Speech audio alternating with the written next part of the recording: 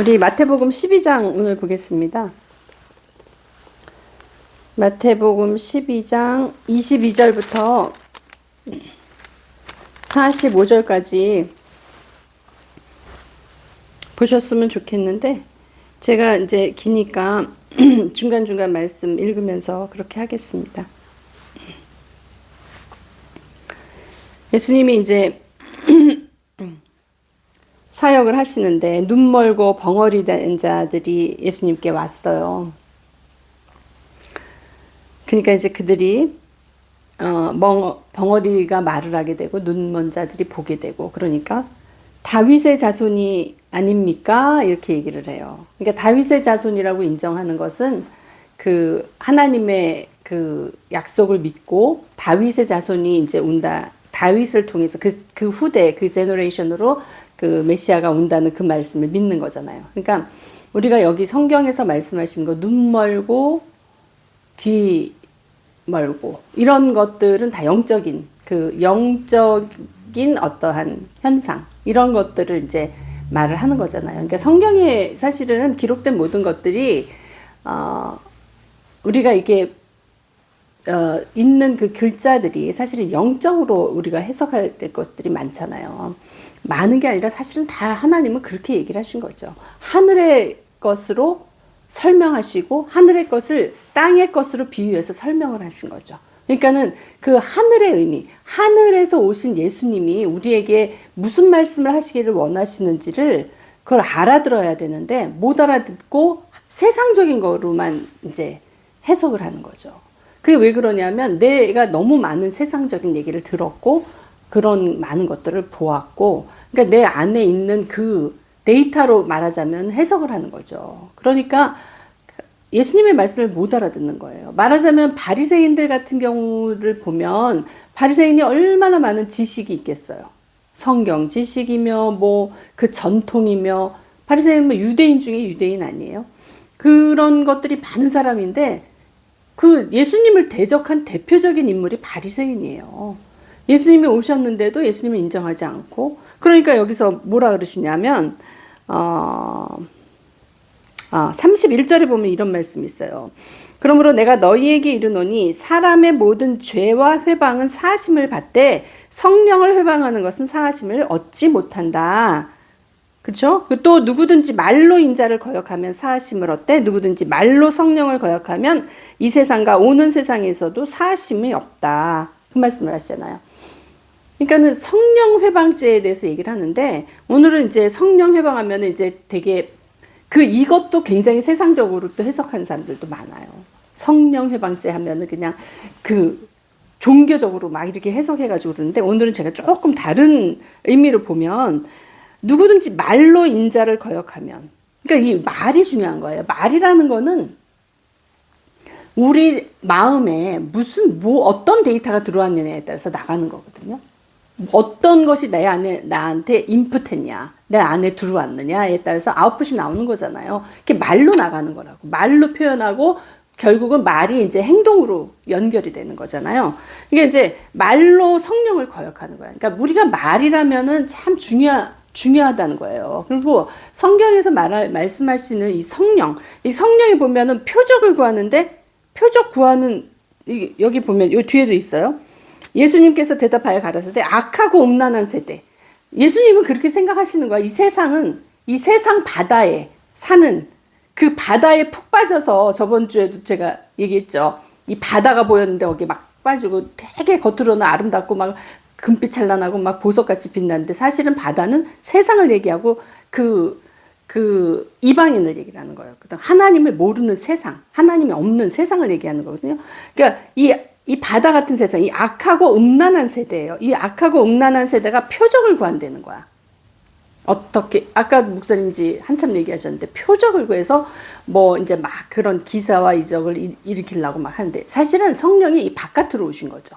바깥에 은사로 오신 거야. 그렇지만 하나님이 말씀하시는 거는 거기서 끝나는 게 아니라 이 안에 성령으로 오셔야 되는 게, 내 안에 마음 밭에서 역사하는 성령이 있어야 되는 거예요. 그래서 악하고 음란한 세대가 바깥의 것만 구하는 표적을 구하나 선지자 요나의 표적밖에는 보일 표적이 없다는 거예요. 선지자 요나는 어떤 사람이에요? 그 고래 뱃속에 들어가가지고 3일을 있었단 말이야. 고래 뱃속, 고래는 어디서 살아요? 물속에서 살잖아요. 바다에서 살잖아요. 그 안에 들어가가지고 거기에 무덤과 같이 3일을 있었어. 이거는 뭘 얘기하냐면 예수님이 십자가에 돌아가셔서 음부에 내려가서 3일 계시잖아요. 예수님이 죽고, 그죠? 거기서 장사 지냈단 말이야. 죽어서 장사 지냈어. 땅 속에 장사 지냈어. 그래서 3일을 계셨어. 그 다음에 부활하셨잖아요. 요거에 대한 예표예요. 예표에. 그래서 요나가 그런 표적을 향한 요나가 니느웨에 가서 전하니까 그 사람들이 회개를 했잖아요. 하나님의 뜻대로 하나님이 요나를 사용하셨고 요나가 하나님의 뜻에 순종해서 니느웨로 가서 선포하니까 그 사람들이 그 말씀에 순종해서 니느웨가 하나님의 심판에서 구해졌잖아요. 그러니까 하나님의 계획은 우리를 구하는 거야. 심판에서 구하는 거야. 그래서 예수님을 보내셔서 예수님 십자가에 돌아가시고 3일 동안 장사 지내고 장사 지냈다는 거 3일이라는 기간이 중요한 게 3일 동안 장사 지냈다는 건 완전히 죽었다는 거예요. 그 생명이 없는 상태로 들어갔다는 거야. 그거는 옛사람이 완전히 죽는 거라고 제가 얘기했잖아요. 십자가에서 죽는 게 먼저가 돼야 된다. 그 다음에 그게 이제 장사 지내고 그 다음에 부활이 있다. 부활이 예수님이 부활하신 것처럼 우리도 부활한다. 예수님이 생명이 있는 예수 그리스도가 생명으로 우리를 일으키시는 거잖아요. 우리를 그 죽은 데서 일으키시는 거잖아. 요나의 표적이 그거예요. 그래서 밤낮 사울을 큰 물고기 뱃속에 있었던 것 같이 인자도 밤낮 사울을 땅속에 있으리라. 땅속에 계신 예수님. 그 안에 기꺼이 들어가셨다고. 완전히 죽으셨다고요. 거기서 인간의 옛 육성, 그 저주받은 그것을 완전히 죽고 살리신 거예요. 하나님의 것으로 살리셨어요. 거기 하나님의 생명이 들어갔어요. 그래서 우리는 이게 땅 속에서 일어난 자예요. 음부에서 일어난 자. 예수님이 우리를 살리셨다고요. 그러면은 우리 안에 생명이 들어왔잖아요. 그죠? 예수님이 우리 안에 생명을 주셔서 우리가 일어났어. 그러니까 독사의 자식들아 너희는 악하니 어떻게 선한 말을 할 수 있느냐. 그러니까 계속 이런 얘기하는 거야. 악하고 음란한 세대 독사의 자식들. 왜? 하나님의 생명이 없으면 그런 거예요. 근데 우리는 어떻게 가르쳐요? 착해라, 선해라, 뭐 이런. 근데 그게 아니야. 그거 전에 생명을 얘기해야 되는 거야. 주님의 생명. 주님이 나에게 주신 그 거듭남의 생명. 부활의 생명이 있느냐 이거를 먼저 얘기를 해야 되는 거예요. 그게 있을 때 그게 아무리 작은 생명이라도 그게 있을 때 그거는 성장할 수가 있는 거예요. 살아있기 때문에. 그러니까는 죽은 자의 하나님이 아니라 산 자의 하나님이라는 게 그거예요. 살아있는 자에게 하나님이 말씀하시는 거예요. 그 말씀의 생명이 있는 거예요. 그러니까 아까 말로 성령을 거역한다. 그러니까 말이 되게 중요한데 성경에 보면은 성령의 열매에 대해서 얘기를 하잖아요. 바깥으로 은사로 우리가 그 기사와 표적을 봤어. 근데 중요한 거는 이 성령의 열매가 있어야 되는 거예요. 성령의 열매가 없으면은 그 자가 얻을 수 있는 게 성령의 열매 뭐라 그랬어요? 사랑과 희락과 화평과 오래 참음과 자비와 양선과 충성과 온유와 절제. 근데 이게 보이나요? 보이지 않아요. 은사, 표적 보여요. 근데 성령의 열매, 주님이 얘기하시는 건 열매야. 근데 이런 것들은 보이지가 않아. 근데 이게 있어야 되는 거예요. 이게 어디서요? 그 내 마음밭에 무엇을 심어서 거뒀느냐에 따라서 이게 나오는 거거든. 근데 다 그 은사에서 끝나면 곤고해요. 왜? 보면은 여태까지 목사님이 지금 설명했잖아요. 굉장히 웃기게 재밌게 얘기했지만 이게 굉장히 심각한 얘기거든요, 사실. 그래서 그렇게 막 그냥 뭐라 그럴까 정처 없이 막 떠돌아다니까 어떤 목적지도 없이 계속 아침에 일어나면 어디 갈까 엉덩이가 들썩들썩 해가지고 어디 갈까 뭐 할까 막 이런. 왜? 주님이 내 안에서 딱 잡아주는 게 있어야 되는 거거든요. 근데 말들은 다 성경 얘기하고 교회 간다고 얘기하고 그렇게 얘기를 해요. 우리 저기 한국에 있을 때 큰 교회도 가보고 그랬잖아요. 왜냐하면 십몇 년을 우리가 딱 우리 안에서 예배를 드리다 보니까 보고 싶더라고. 갔는데 보면 엄청나게 큰 교회들은 성가되고 뭐고 되게 화려하고 잘 이렇게 딱 진짜 예배식으로 잘 드려요. 근데 그게 보면 우리는 이제 그걸 보면 얼굴을 보면 알잖아요. 대충 이제 그 사람의 영적 수준이나 이런 것들을 알잖아요. 딱 보면 그냥 입만 하는 거야. 그리고 아니면 악기를 해도 영혼 없는 악기를 하는 거야. 심지어는 돈을 받고 거기에 앉아 있는 거예요.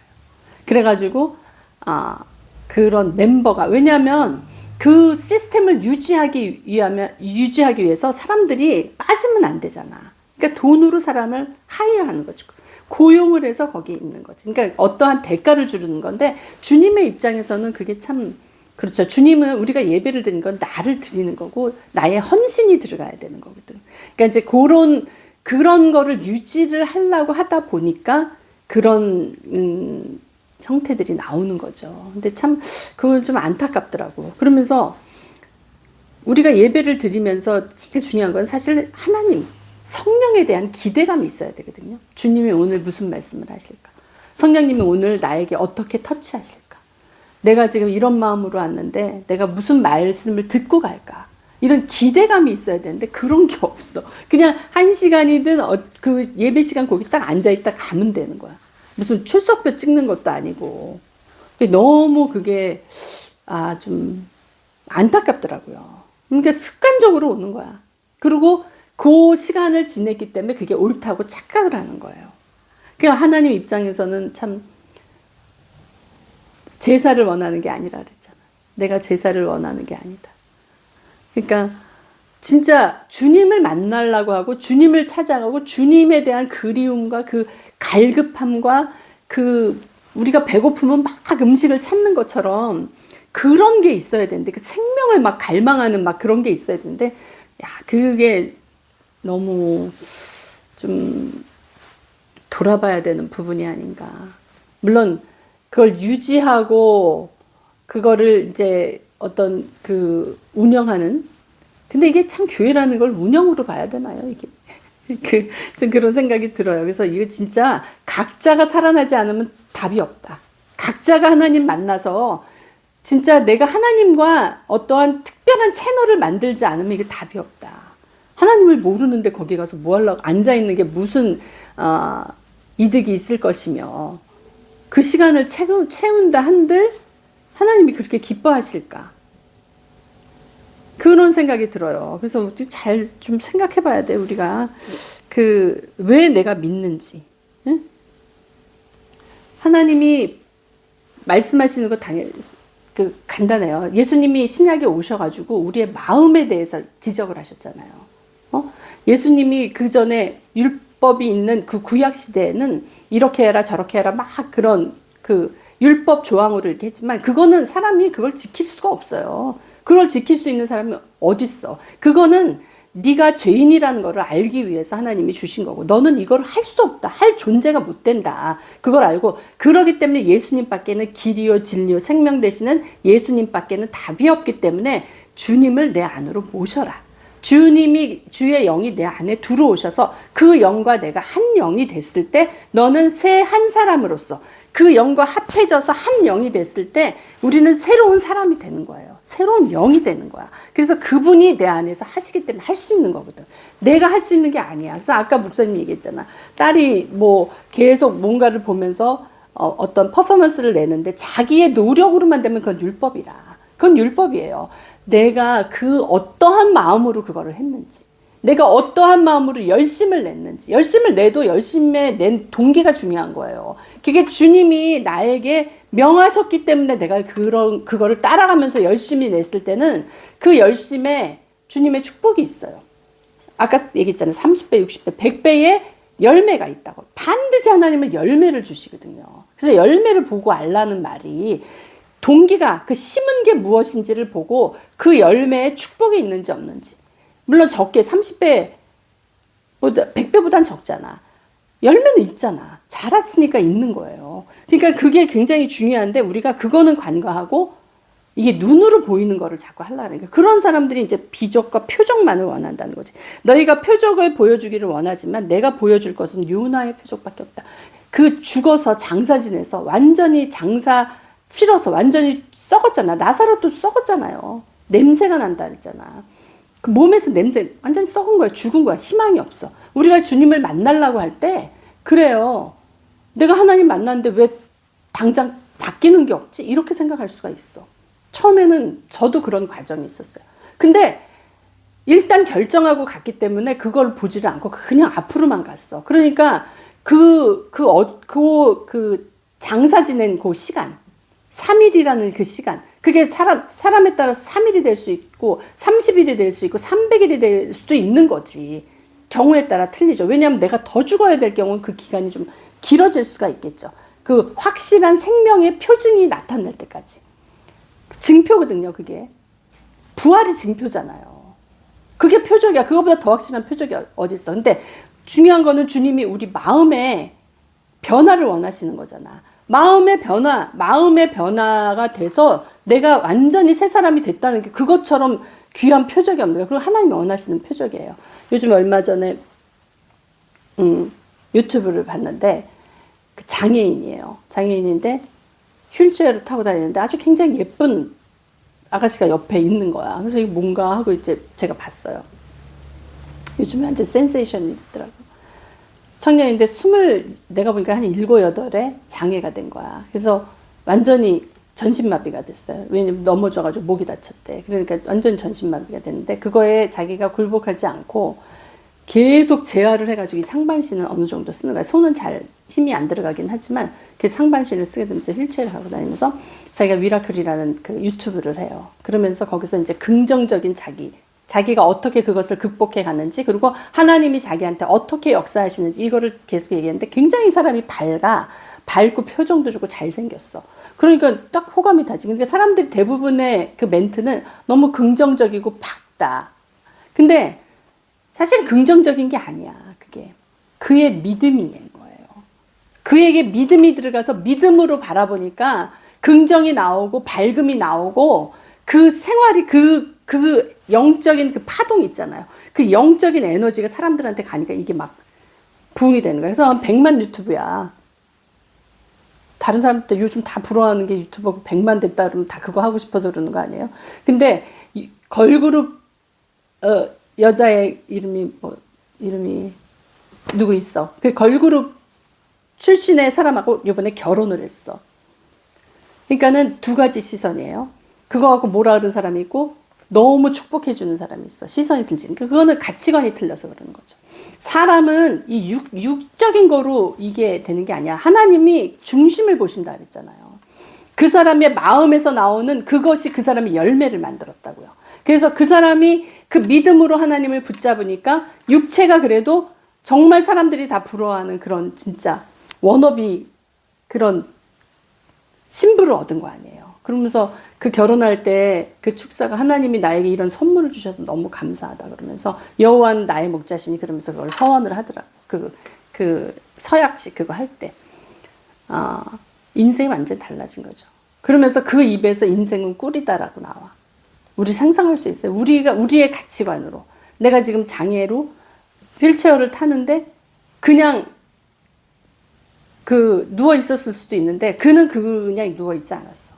하나님이 나에게 역사하시는 그것을 믿고 그 믿음으로 그것을 나갔더니 오늘날에 이런 결과가 나왔어요. 굉장히 사람들한테 귀감을 주는 거죠. 근데 막 댓글에 보면 일어날 거다 막 저는 근데 일어나는 것만이 능사가 아니다라는 생각이 드는 거예요. 그 사람은 이미 거기서 그 엄청난 사역을 하고 있는 거예요. 휠체어에 앉아서 엄청난 사역을 하면서 그를 본 사람한테 영향력을 지금 끼치고 있다고. 영향력을 끼치면서 많은 사람들이 어떤 사람 댓글이 그거예요. 자기는 교회에 대해 생각도 안 해보고 관심도 없었는데 관심이 생긴다는 거예요. 진짜 어느 누구 못지않은 엄청난 사역을 하고 있는 거죠. 지금은 한 사람이 중요해요. 어떤 큰 교회를 갖추고 예배를 드리고 이거보다 지금은 진짜 그 영혼 그 한 사람이 중요한 거예요. 내가 그 영향력을 끼칠 수 있는 사람이 된다는 게 하나님 입장에서는 그거보다 지금 더 큰 교회가 없는 거고 그거보다 더 귀한 일이 없는 거예요. 그건 어디서 나오냐? 성령의 열매를 맺었을 때 되는 거예요. 우리가 아까 얘기했듯이 이것은 기적과 표적처럼 겉으로 막 나타나는 것이 아니야. 그는 하나님이 그 다리 고쳐줄 수 없겠어요? 그렇지만 아직 그 사람은 그냥 휠체어에 앉아 있어. 그렇지만 그 안에 성령의 열매가 맺어 있으니까 그는 지금 엄청난 폭발력으로 멀쩡한 지금 사람들한테 지금 영향을 주고 있다. 그러면 사람들이 하는 게 저 사람 저런데 나는 멀쩡해서 이게 뭐냐. 그 얘기가 제일 많아요. 내가 오늘도 분발한다. 저 사람 저렇게 하는데 그 사람 얼굴을 보면 그러니까 자기의 그런 허물이나 이런 거를 절대 허물로 보지 않고 자기가 그걸 극복하는 모습을 보여주고 거기서 하나님의 그 믿음 안에서 자기가 그걸 일어나는 모습을 자꾸 계속 연습하고 얼마나 힘들겠어요. 운전도 막 하는데 운전해서 그 휠체어를 이렇게 해가지고 자기가 나는 누가 도와주는 줄 알았어. 그게 아니에요. 혼자 가가지고 휠체어를 자기가 분해가지고 뒤로 딱 하는데 처음엔 40분이 걸렸대. 근데 지금은 그 1분에 딱 해가지고 싣고 그냥 운전해서 간다 그러더라고. 우리가 무엇을 보느냐에 따라서 하나님이 역사하실 줄 믿습니다. 하나님은 우리 마음에 소원을 주신다 그랬어요. 그분이 우리가 무슨 소원을 품느냐에 따라서 그것을 역사하시고 축복하시는 줄 믿습니다. 우리가 정말 눈여겨서 하나님의 말씀, 하나님의 뜻, 여기에 무엇을 초점을 맞춰서 가야 되는지를 분명히 알고 우리가 정말 그것에 집중해야 되는 이 시대 자체가 그렇습니다. 어저께 목사님이 내가 뭐 찡얼거렸다 그러는데 그게 아니야. 나는 내 나름대로 이유가 있었어요. 왜냐하면 이 세상에 이거를 한이도 가고 그러니까 내가 이제 혼자서 뭐 하겠어요. 그러니까 세상에 이거를 보면 현상을 보면 성경에 나와 있잖아요. 마지막 때 기근과 전쟁과 뭐 그런 거, 뭐 지진과 뭐 이런 게 막 나타나잖아. 근데 지금 세상이 얼마나 혼란스러워요. 전쟁 막 터지지. 북한은 뭐, 러시아 그 전쟁, 거기 우크라이나 전쟁에 뭐 만 몇 명을 특수부대를 보냈다 그러지. 걔네들 거기서 전쟁 연습하는 거 아니에요? 그런 거 막 보이지. 막, 그리고 미국은 저렇게 또 시끄럽지. 선거 때문에 막 그런다. 그리고 미국이 지금 뭐 엄청 위험하다. 뭐 이게 뭐 은행이 터지면 뭐 큰일 난다. 막 세상은 사실 다 이런 소리를 해. 그전에도 또 그 나름대로의 그 역사적인 거를 보면 그때마다 다 어려웠다고 얘기를 하겠죠. 그렇지만 우리가 믿는 사람으로서 우리가 말씀에 초점을 맞추고 가자 그러잖아요. 세상도 어떻게 돌아가는지 우리가 그 징조를 볼 필요는 있다 이거예요. 그럼 우리가 항상 주님의 말씀에 준비하고 사는 자가 돼야 돼. 쓸데없는데 자꾸 시간 보내지 말고 쓸데없는데 기웃거리지 말고 내가 정말 주님의 말씀 어떤 거를 붙잡고 가야 돼. 주님이 이 시간 나에게 요구하는 것이 무엇인가. 그런 것들을 좀 보면서 우리가 주님한테 더 집중해 가야 된다. 그 생각을 했습니다. 그래서 좀 얘기를 했는데 왜냐하면 이제 내가 부정적인 얘기를 한다 생각을 했었는데 그건 이제 오해예요. 내가 부정적인 얘기를 하는 게 아니라 이 세상 징조에 우리가 마땅히 하나님의 자녀로서 지금 준비하면서 가야 될 것이 뭐냐. 우리가 불안해할 필요는 없어요. 왜냐하면 하나님의 계획 안에 있는 자녀이기 때문에 하나님의 아들들이기 때문에 그렇지만 항상 깨어 있어야 되는 거죠. 왜 노아의 아들 그 노아의 시대에 방주 만들 때 사람들 다 시집가고 장가가고 놀고 뭐 하고 그랬다 그랬잖아. 하나님 말씀을 안 들었단 말이에요. 하나님 말씀에 우리가 초점을 맞춰서 주님이 진짜 무슨 말씀을 하실 때 우리가 놓치면 안 되니까 그런 거를 잘 잡고 가자. 그 얘기를 한 겁니다. 우리가 정말 표적은 어떤 표적이냐? 내 마음의 표적. 내가 부활의 표적이 내 안에 있어야 돼요. 부활의 생명의 표적이 나한테 확신이 있느냐? 이 확신을 가져야 되는 시대입니다, 지금. 그러지 않으면 무슨 일이 닥칠지 어떻게 알 수가 없는 세대예요. 그러니까 우리가 깨어 있어서 주님을 꼭 붙잡고 나가는 우리 모두가 되기를 예수님 이름으로 축복합니다. 잠깐 기도하겠습니다. 아버지 하나님 감사합니다. 정말 이 때가 악하고 하나님이 우리에게 말씀하시는 그 말씀은 너무 정말 온전하시고 진리신데 우리가 이 진리를 못 깨닫고 엄한 데서 헤매고 있으면 안 됩니다. 우리가 정말 깨어서 주의 말씀을 붙잡고 아버지 항상 묵상하며 주님이 나에게 무슨 말씀을 하시나 주님이 이 시대에 무슨 말씀을 하시나 아버지 그것을 찾으려고 하고 그것을 깨달으려고 하는 우리가 되기를 원합니다. 우리에게 지혜와 계시를 주시옵소서. 지금 마음에 소원 있는 사람 자기 가슴에 손 얹으세요. 아버지 하나님, 우리의 마음에 소원을 주시는 하나님이십니다. 우리가 아닙니다. 우리는 우리가 생각해서 소원을 품는다고 하지만 우리 하나님의 자녀들에게 하나님이 주시는 그 소원은 우리 마음에 주시는 소원은 하나님이 주신 것입니다. 그러므로 우리 이 소원을 이루는 것도 하나님이십니다. 하나님이 이루시고 하나님이 영광 받으시고 하나님이 열매 맺으시는 것입니다. 우리는 그것을 바라보고 주님의 말씀에 순종했기 때문에 누리는 것일 뿐입니다. 하나님, 지금 그 마음을 품은 자에게 지금 역사하시옵소서. 그 마음의 소원이 아버지 하나님 표적으로 나타날지어다. 그 마음의 소원이 아버지의 능력으로 표적으로 나타날지어다. 하나님, 우리에게 부활의 소망을 주시고 부활의 징표를 주신 주님, 표적이 우리의 정말 부활의 표적으로 나타날 수 있도록 우리의 삶에서 우리가 정말 주님을 기대합니다. 주님, 우리의 삶 가운데 역사하시는 그 주님을 기대합니다. 우리에게는 그 기대감이 있습니다. 하나님, 그것이 맞지 않습니까? 하나님의 자녀라면 당연히 아버지이신 아버지께 아뢰고 기대하고 주님의 역사를 기대하고 그것을 바라보고 소망하고 기쁨 가운데 사는 것이 맞지 않습니까? 하나님, 우리 마음에 소원을 주신 이 소원을 품은 자에게 지금 역사하여 주시옵소서. 주님의 열매를 맺게 하여 주시옵소서. 주님 감사합니다. 예수님 이름으로 기도드립니다. 아멘.